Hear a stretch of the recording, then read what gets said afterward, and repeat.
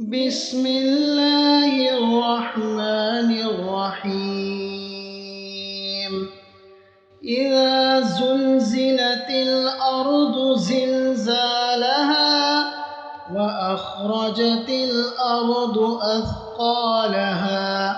وقال الإنسان ما لها يومئذ تحدث أخبارها بأن ربك أوحى لها يومئذ يصدر الناس أشتاتا ليروا أعمالهم فمن يعمل مثقال ذرة خيرا يره ومن يعمل مثقال ذرة شرا يره. صدق الله